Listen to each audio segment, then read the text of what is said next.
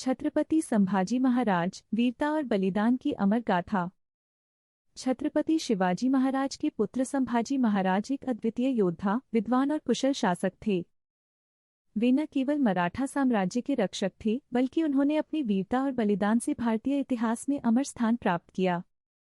विद्वत्ता और प्रारंभिक जीवन। संभाजी महाराज का जन्म 14 मई 1657 को हुआ था। वे बचपन से ही अत्यंत बुद्धिमान और जिज्ञासु थे। एक बार संभाजी महाराज अपने कुछ सैनिकों के साथ जंगल से गुजर रहे थे। तभी अचानक एक विशाल और क्रोधित शेर उनके रास्ते में आ गया। शेर दहाड़ता हुआ उनकी ओर बढ़ा। सैनिक डर के मारे पीछे हटने लगे, लेकिन संभाजी महाराज ने अडिग रहकर शेर की ओर देखा। सभी सैनिक सोच रहे थे कि अब शेर हमला करेगा, लेकिन संभाजी महाराज बिना किसी डर के आगे बढ़े। उन्होंने अपनी तलवार निकाली और शेर का सामना करने के लिए तैयार हो गए। शेर ने एक जोरदार छलांग लगाई, लेकिन महाराज ने बड़ी फुर्ती से तलवार चलाकर उसे घायल कर दिया। कुछ ही क्षणों में शेर घबराकर पीछे हटने लगा। इस घटना ने यह सिद्ध कर दिया कि संभाजी महाराज केवल युद्ध में ही नहीं, बल्कि किसी भी परिस्थिति में अपने साहस को बनाए रखने वाले योद्धा थे। उन्होंने यह दिखाया कि सच्चा राजा वही होता है जो शेर के समान निर्भीक होता है। उन्होंने संस्कृत, मराठी, फारसी, हिंदी और कई अन्य भाषाओं का गहन अध्ययन किया। उनकी विद्वत्ता का प्रमाण उनकी रचनाओं में मिलता है। उन्होंने मराठा साम्राज्य की सीमाओं की रक्षा के लिए कई निर्णायक युद्ध लड़े और अपनी रणनीतिक कौशल से दुश्मनों को पराजित किया।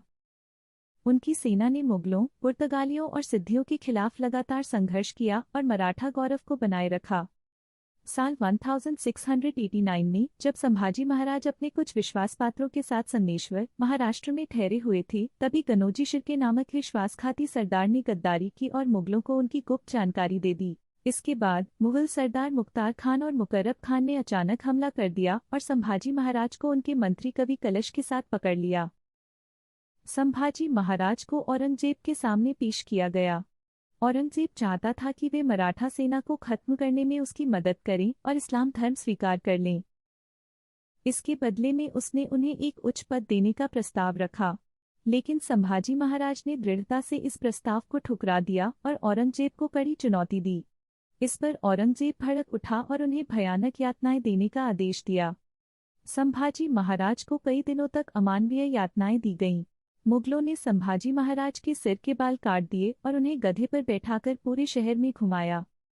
उन पर कीचड़ और गंदगी फेंकी गई। उनके सामने इस्लाम कबूल करने के लिए दबाव बनाया गया, लेकिन उन्होंने गर्व से इनकार कर दिया। शरीर पर क्रूरतापूर्ण प्रहार। उनके नाखून उखाड़ दिए गए। उनकी त्वचा को लोहे के पंजों से खरोंच खरोंच कर निकाला गया। उनके शरीर पर गर्म सलाखों से दाग दिया गया। जीभ काट दी गई। जब संभाजी महाराज ने अपने गौरवशाली वचनों से मुगलों का विरोध किया तो उनकी जीभ काट दी गई ताकि वे कुछ न बोल सकें। आंखें निकालने की धमकी। उनकी आंखों को गर्म लोहे की छड़ों से फोड़ने की धमकी दी गई, लेकिन उनका साहस डगमगाया नहीं। हाथ पैर काटे गए। यातनाओं के क्रम को बढ़ाते हुए उनके हाथ और पैर काट दिए गए, लेकिन उन्होंने फिर भी हार नहीं मानी। संभाजी महाराज पर यह क्रूरता 7 दिनों तक जारी रही, लेकिन वे टस से मस नहीं हुए। अंततः जब औरंगजेब ने देखा कि यातनाएं भी उनकी दृढ़ता को नहीं तोड़ पा रही हैं, तो उसने उन्हें मार डालने का आदेश दिया।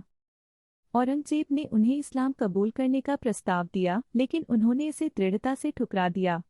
इसके परिणाम स्वरूप उन्हें भयानक यातनाएं दी गईं, लेकिन वे अपने धर्म और स्वाभिमान से नहीं डिगे। अंततः 11 मार्च 1689 को उन्हें निर्दयता से मार दिया गया।